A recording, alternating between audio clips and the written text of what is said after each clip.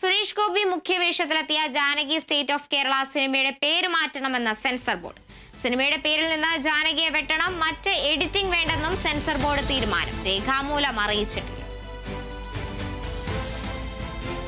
Suresh Gopi മുഖ്യവേഷത്തിലെത്തിയ Janaki state of Kerala എന്ന സിനിമയുടെ പേര് മാറ്റണമെന്ന് നിർദ്ദേശിച്ചിരിക്കുകയാണ് സെൻസർ ബോർഡ്.